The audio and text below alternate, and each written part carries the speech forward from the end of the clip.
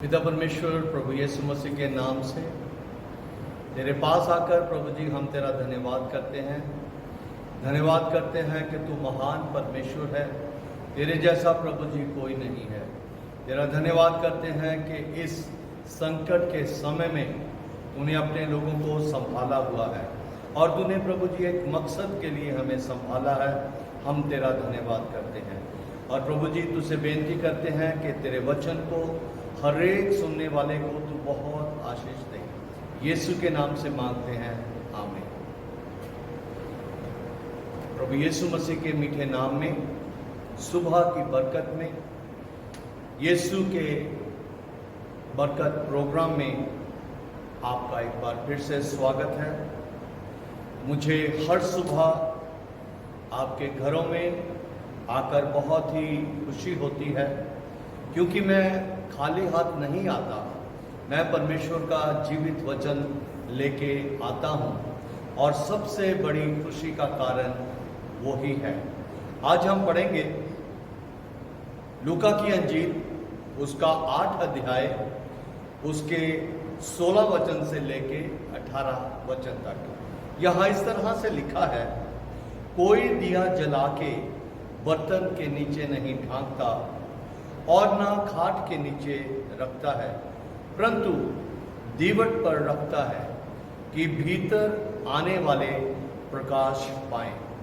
कुछ छिपा नहीं जो प्रकट ना हो और ना कुछ गुप्त है जो जाना ना जाए और प्रकट ना हो।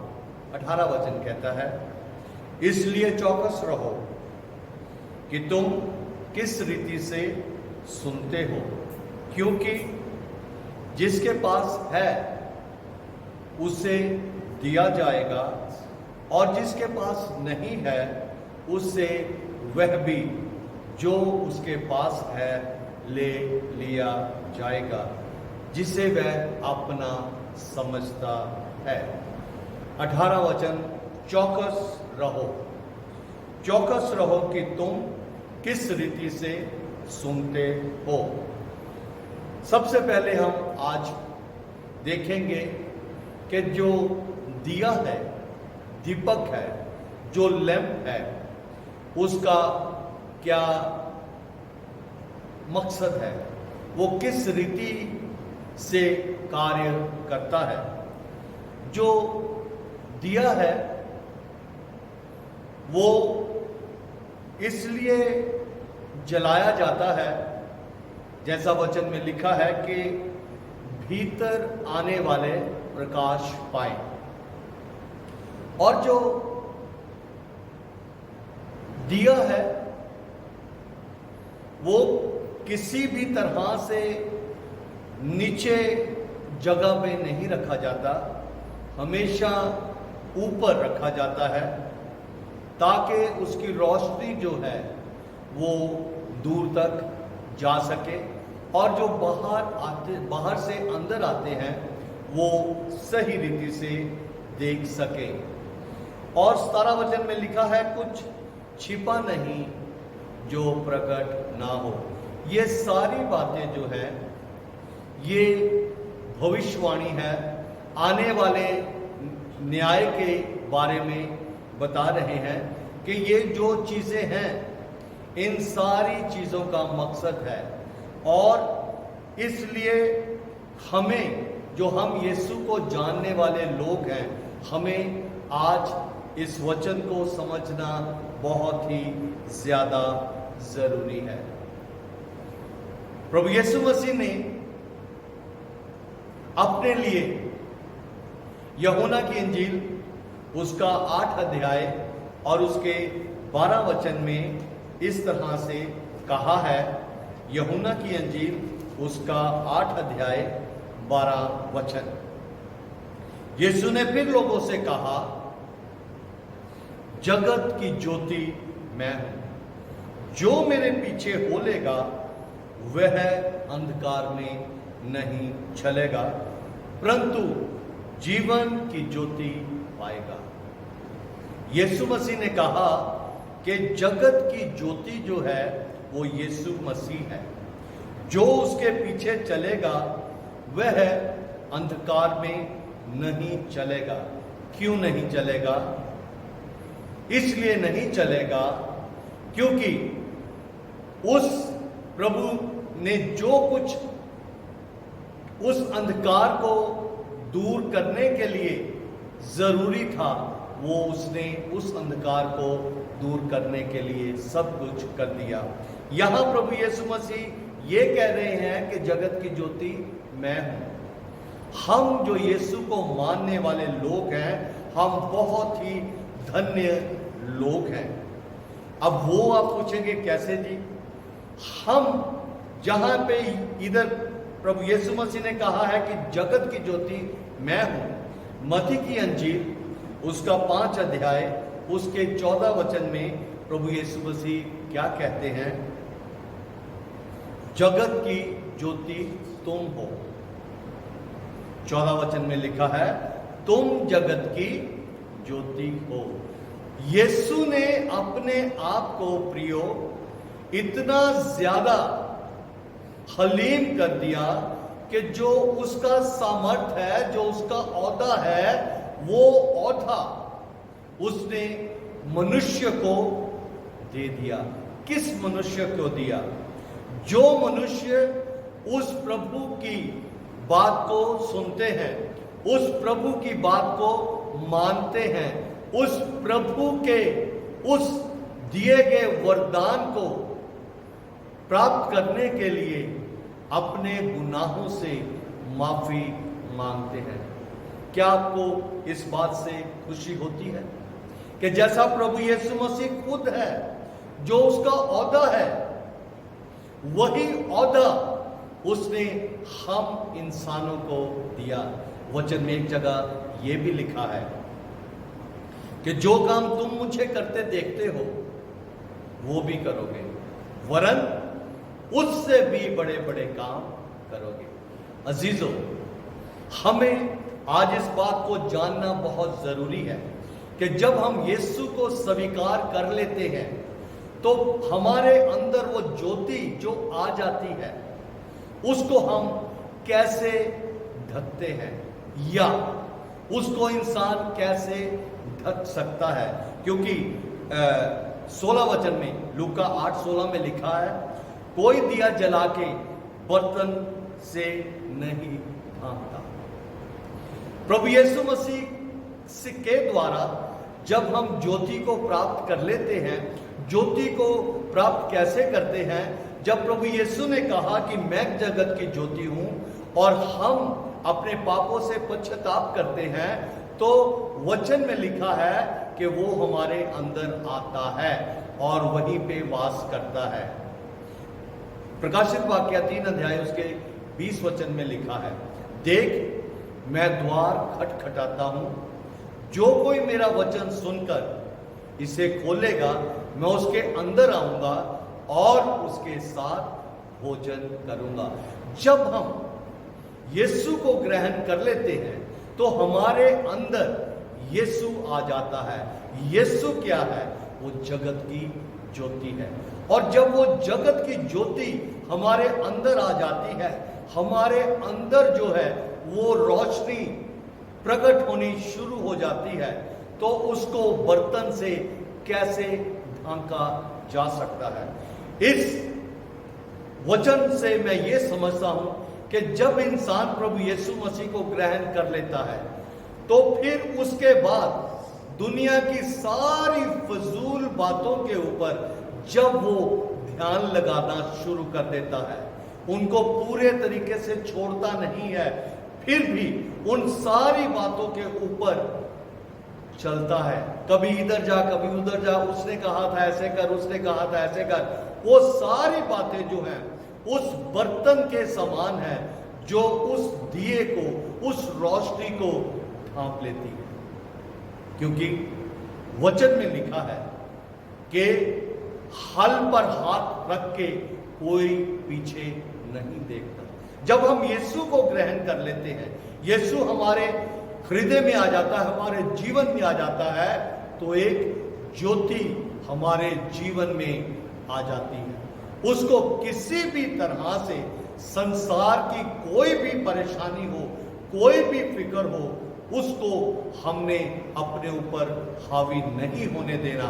केवल हमारे अंदर से वो ज्योति जो है वो प्रकट होनी चाहिए। और जब हम ज्योति हैं तो ज्योति को हमेशा ऊंचे स्थान पर रखा जाता है, क्योंकि वचन में लिखा है परमेश्वर अपने लोगों को मांगने वाला नहीं, देने वाला बनाता है। परमेश्वर अपने लोगों को पूंछ नहीं, सिर बनाता है। यानी कि वो औहदा देता है जो और कहीं भी इंसान को नहीं मिल सकता था। मत्ती की अंजील उसका 5 अध्याय 13 वचन में लिखा है कि तुम पृथ्वी के नमक हो। नमक एक वो चीज है, जैसे मैंने कुछ समय पहले इसके ऊपर प्रचार किया था, कि इसका कोई भी सब्स्टिट्यूट नहीं है।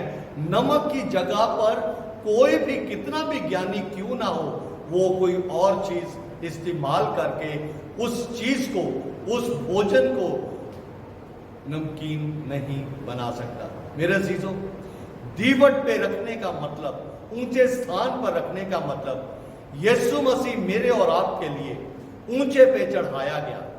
ऊंचे पे वो चढ़ाया गया, ऊंचे पे उसने मेरे और आपके पापों के लिए जान दी, ताकि सारी दुनिया देख ले कि यीशु,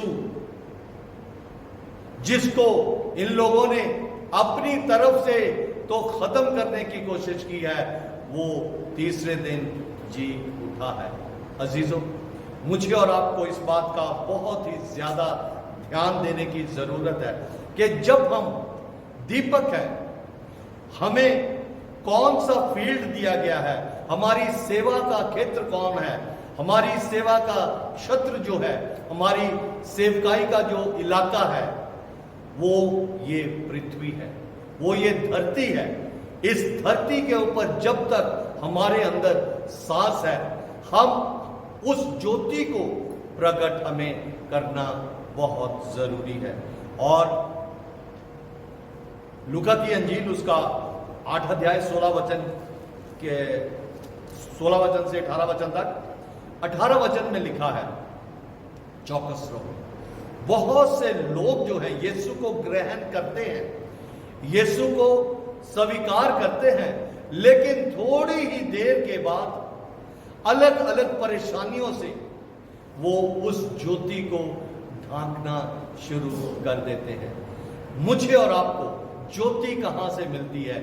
मुझे आपको इस वचन से ज्योति मिलती है, क्योंकि यूहन्ना की अंजील उसका 1 अध्याय 1 वचन में लिखा है, आदि में वचन था, वचन परमेश्वर के साथ था और वचन ही परमेश्वर था।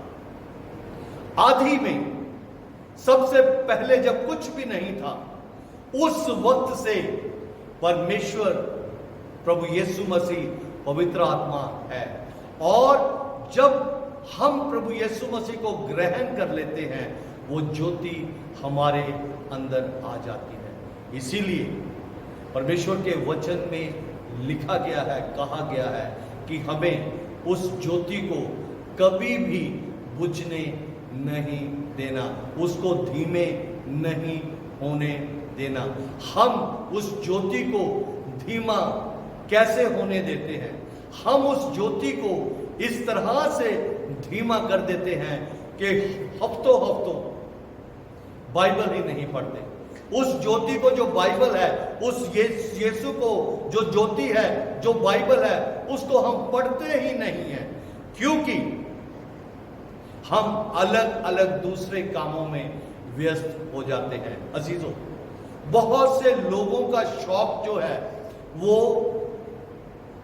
संगीत सुनने का है, वो गीतों को सुनते हैं और बहुत मस्त हो जाते हैं, और जैसे ही वचन का समय आता है कि अब वचन सुनाया जाएगा, वो मोबाइल को बंद करके या किसी और तरीके से निकल जाते हैं।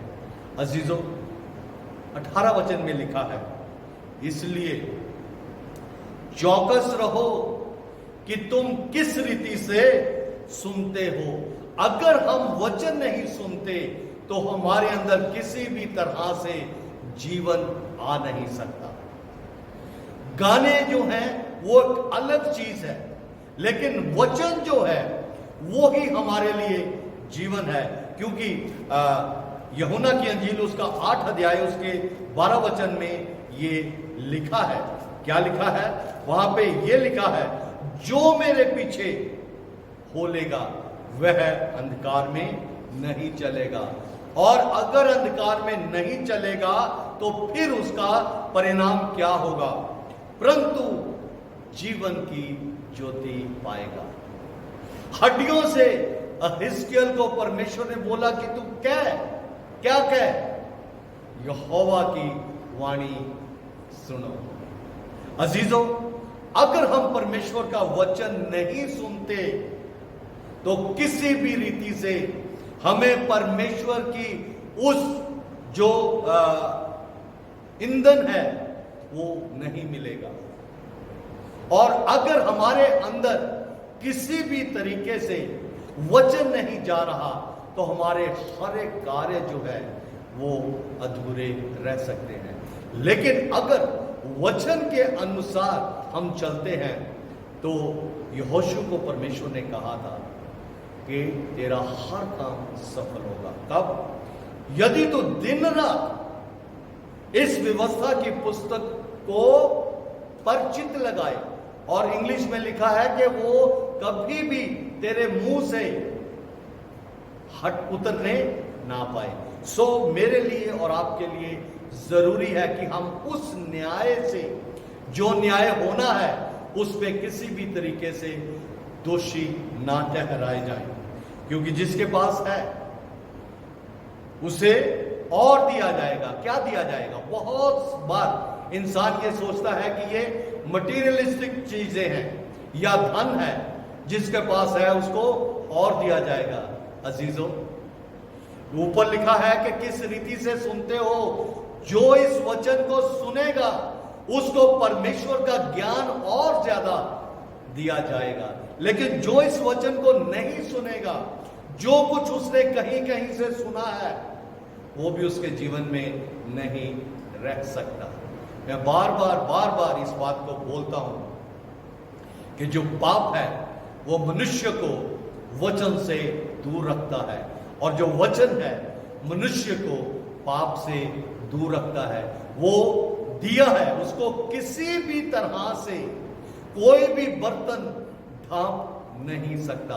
अब दिया जो है उसको हम कभी भी, जब तक हमारी जिंदगी है इस पृथ्वी के ऊपर, हमें परमेश्वर ने जितना भी जीवन दिया है, उस एक एक पल से हम उसके वचन को, उसकी रोशनी को प्रकट करना हमारा मकसद, हमारी जिम्मेवारी परमेश्वर ने हमें ठहराई है।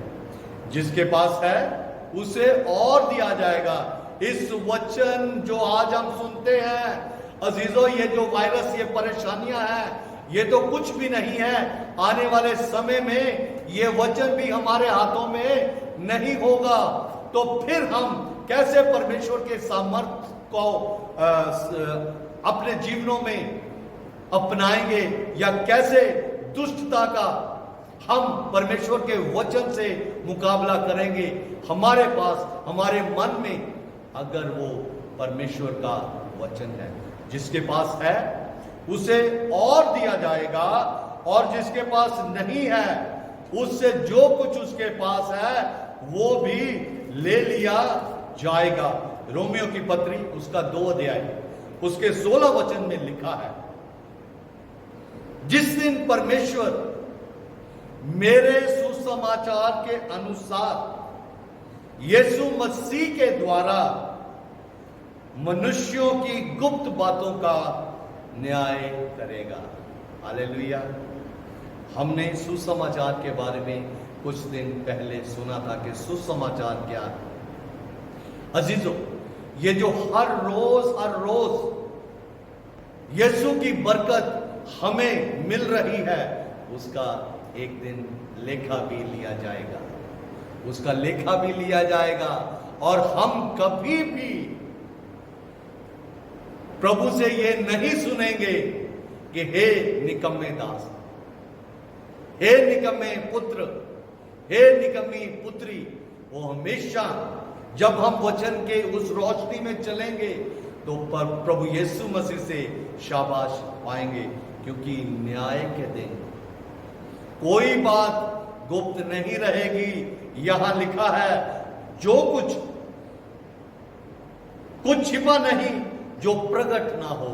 जो हम आजकल कर रहे हैं, जो परमेश्वर का वचन सुनते हैं उसको नहीं मान रहे, या परमेश्वर का हम सुनते हैं वचन केवल इसलिए जब हमें जरूरत होती है, या केवल और केवल उस समय जब हमारे ऊपर परेशानी आती है। बाकी जीवन में हम अलग अलग तरीके से कार्य करते रहते हैं, उन सारे कार्यों की सीढ़ी बन रही है। कुछ भी ऐसा नहीं है जो प्रकट ना हो, और ना कुछ गुप्त है जो जाना ना जाएगा। अगर मेरे अंदर प्रभु की ज्योति है, उसको कोई भी रोक नहीं सकता, वो चमकेगी चमकेगी। ज्योति, रोशनी, दिया जो है इसमें बहुत सामर्थ है, क्योंकि वो यीशु है। अगर कितना भी घना अंधेरा क्यों ना हो, अगर लाइट का स्विच ऑन कर दें तो सारा अंधेरा दूर हो जाता है। मेरे अजीजों, परमेश्वर ने वो कार्य जो है सृष्टि को बनाते हुए सबसे पहले कर दिया। उसने उजाले को अंधेरे से अलग कर दिया। जो ज्योति में चलते हैं वो ठोकर नहीं खाते। हमें ये देखना है कि हमें किसी ने नहीं, यीशु ने कहा है कि तुम जगत की ज्योति हो। क्या हम उस ज्योति को अपने जीवन के हर एक पल से प्रकट कर रहे हैं? क्या हमारे जीवनों को देखकर लोग आशीष पा रहे हैं? फैसला आपके ऊपर है। आप जानते हैं कि जीवन कैसे व्यतीत कर रहे हैं। प्रभु आप सबको बहुत बहुत आशीष दे। लगातार इस ज्योति को अपने जीवनों से लोगों तक पहुंचाते रहें। कोई उस पे चले या ना चले, हमारी जिम्मेवारी है कि हम उस ज्योति को अंधेरे में लेकर पहुंच जाएं, ताकि अंधेरा दूर हो जाए। लोगों के ज़हन से सारी जो अंधकार की बातें हैं वो दूर हो जाए। यीशु जो है वो ही शांति का राजकुमार है, वो ही जगत की ज्योति है। आने वाले दिनों में हम और भी बहुत सी बातें सीखेंगे कि यीशु ने क्या कुछ कहा, और आपका और मेरा औधा यीशु मसीह में क्या है। प्रभु आप सबको बहुत आशीष दे। सबको जय मसीह की। कल फिर सुबह हम आपसे मिलेंगे। प्रार्थना करें। यीशु तेरा धन्यवाद करते हैं इस वचन के लिए। यीशु तेरा धन्यवाद करते हैं कि तूने हमें वो ऊंचा स्थान दिया है। अगर हम तुझे ना जानते तो उस स्थान पर कभी भी पहुंच नहीं सकते थे। ये तेरा ही अनुग्रह हम पर हुआ है कि हम अपनी जुबान से यीशु तेरा मुबारक नाम ले सकते हैं। धन्यवाद के साथ प्रार्थना यीशु के नाम से मांगते हैं। आमीन।